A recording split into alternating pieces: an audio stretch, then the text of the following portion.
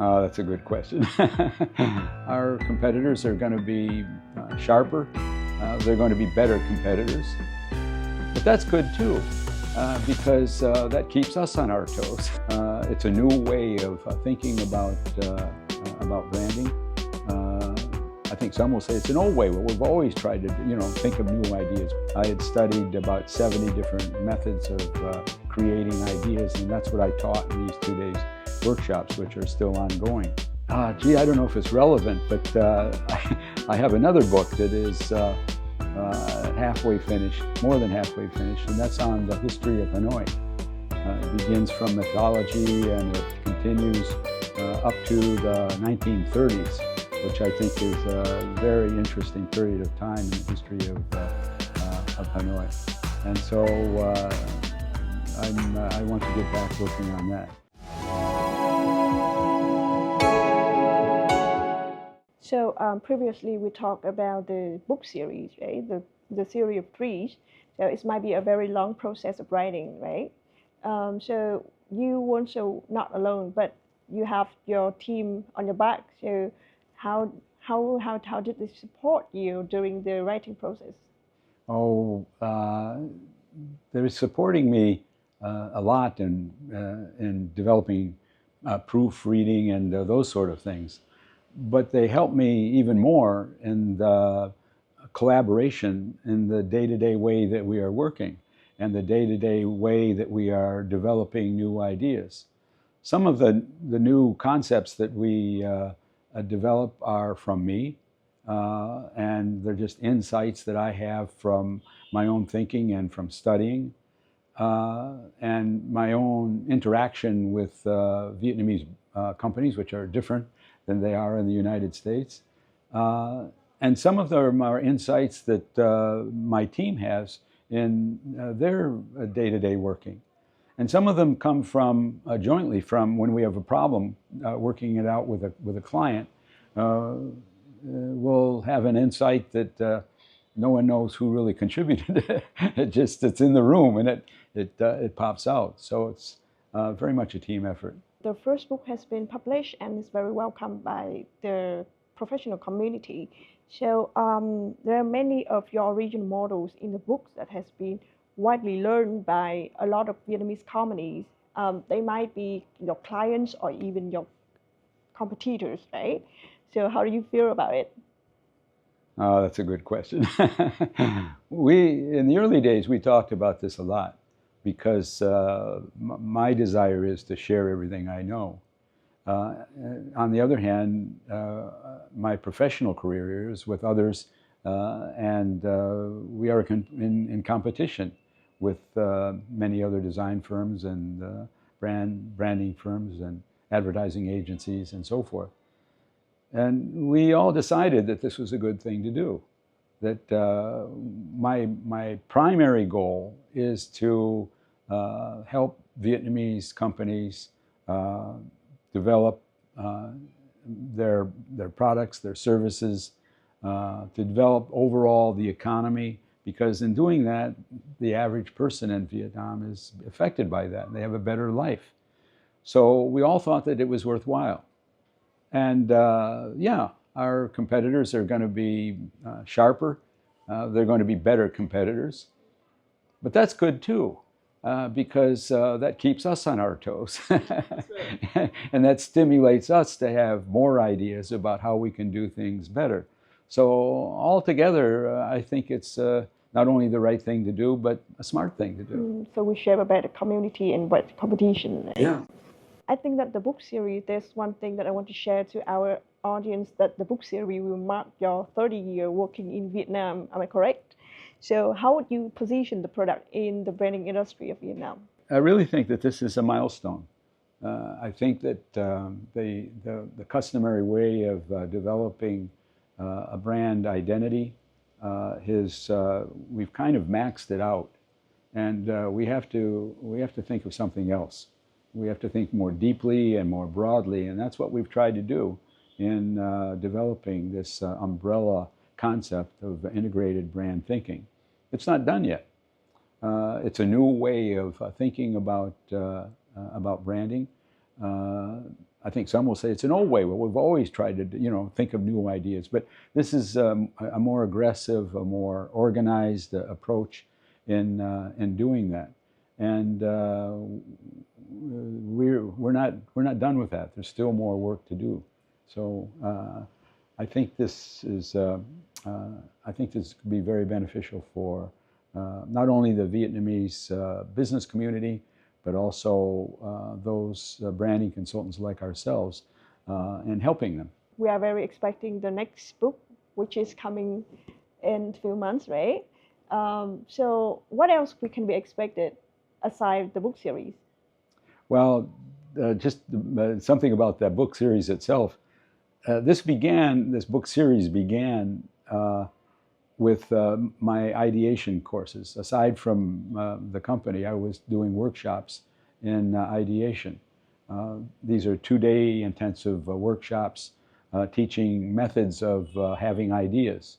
I had studied about 70 different methods of creating ideas, and that's what I taught in these 2 days workshops, which are still ongoing. And I thought at some point that I would write a book about that, and I maybe have a third of that book written. And then came COVID. And then came our thinking about integrated brand thinking. And we realized that that's really what we should be doing, is focusing on that. And so I put my personal ideation book aside and began formulating this book on integrated brand thinking. But that requires a base of knowing about strategic brand identity. And so that book was published a dozen years prior, so we decided to update that book, and that became the #1 book. Now it's followed by IBT, the #2 book. And what was for me the #1 book about ideation, I'm happy to get back working on that. It's about, I'd say, a third or so finished. And I hope that sometime next year we're going to be introducing that to everyone as well. Ideation is very important, the ability to have new ideas.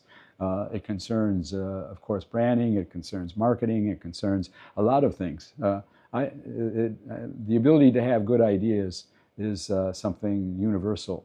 Anybody in any walk of life can benefit by learning how they can have ideas. Some people think that you're either born with that or you're not. It's not true. There are methods that can help you individually and as a team develop better ideas. So we already discussed about like the first and the second book, but I know that you're still writing the third one. But can we have a hint about it? It's going to be about thinking about the box, right? The title of the book. Oh yeah, the box. Most people are familiar with that expression, thinking outside the box. But actually, and this relates to the book, it's in a way it's related to 3 aspects of the box. One is thinking inside the box. It turns out that thinking inside the box, of all of the 70 different methods of having an idea that I've studied, most of them are about thinking inside the box. You've probably had the phenomena of the more you study about something, automatically the ideas start happening because you have more information. There's more stuff in your head to bounce around, and there's a relationship, and that's an idea. An idea is merely 2 things, maybe old things, but related in a new way. So a good part of the book is about methods for thinking inside the box. Thinking outside the box is where you have to start breaking some rules. There's rules about thinking inside the box. You start breaking those rules when you're stretching the box. And the third is really thinking outside the box. Thinking outside the box is really something like coming up with an iPhone, right, as an example. Instead of a telephone or a camera, or it's an iPhone. So the book, in a way, is organized in those 3 ways. And it contains methods. On a spread, there will be 1 method. It will describe the method in detail. And it's something that a team can use as a sort of a roadmap for exploring ideas. So the book has a lot of exercises like that. And it begins by talking about what is an idea and what is necessary for an idea and different systems of creating ideas. Not just an idea session like a brainstorming session, but and so forth. But what are all of the steps along the way? It turns out that there may be 6 or 7 different steps from the beginning to the end that take place if you're exploring new ideas. Design thinking has a method for that, but there are other ways as well. And I discuss those before I get into individual methods of coming up with an idea. So talking about this series from your point of view, when you first introduced yourself, I've heard that you initially a designer. So from the designer point of view, how did you create the books visually? Yeah, that's interesting. I'll bet if you were to examine integrated brand thinking book, for example, you'd find that about 50% of it is occupied with words. And the other 50% of it is occupied by a design, a photograph, or something that illustrates the idea. As a designer, I tend to think visually. But I really need words in order to not only convey that idea, but often it helps me formulate the idea. I know that a lot of young people right now don't have a long enough patience to read a whole book. Boy, that makes me sad because one, they're missing something that's very interesting that happens within your mind. Something in yourself happens when you read a book, and you miss that if you're not interested or even able to read a book. I'm reading a 500-page book right now about the Cold War period, the 1940s into 50s into 60s, and the author has found a way of moving all around in many different subjects within that period of time. It's fascinating. So you miss that experience if you're not reading. Reading is a very important part of being a human being, I think. So I think it's going to be very excited to see the next book when the situation getting more stable and we'll go to the core to see how the ideation of branding. Am I correct? Mm. So we talk about the very near, very short-term future. How about the long-term future? How's your next strategy, the next partners?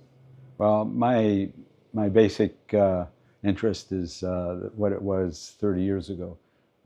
I still want to contribute to the development of Vietnam's economy. And I think there's still more to learn with IBT. And so my strategy is to continue exploring and introducing new facets of integrated brand thinking to the Vietnamese community of businesses and consultants. Oh, that's very interesting. So, any plans? I mean, after the book series, after the third book about ideation, what will be next? What can we expect? Gee, I don't know if it's relevant, but I have another book that is halfway finished, more than halfway finished, and that's on the history of Hanoi. It begins from mythology and it continues up to the 1930s, which I think is a very interesting period of time in the history of Hanoi. And so I want to get back working on that. Professor Lê Van Lan is a friend of mine, and he's been very helpful for me years ago in developing the book as it is. And so we're both getting, we're not getting any younger. So it's something that I want to get back on soon. So that's a wrap up. Thank you, Mr. Richard Moore, for very insightful and notable information about developing brand strategy in Vietnamese market, as well as his newest book series. Well, thank you very much for inviting me. It's been very enjoyable and intellectually interesting speaking with you. Thank you. So make sure to follow Motion Podcast to update more about Mr. Richard Moore newest book series. And the Richard Moore Associate with Motion podcast series will be continued with the upcoming episode. Don't forget to subscribe Motion Podcast on various platforms such as Spotify, YouTube, and Apple Podcasts to get more episodes and to replay it anytime. So thank you for listening and see you next time.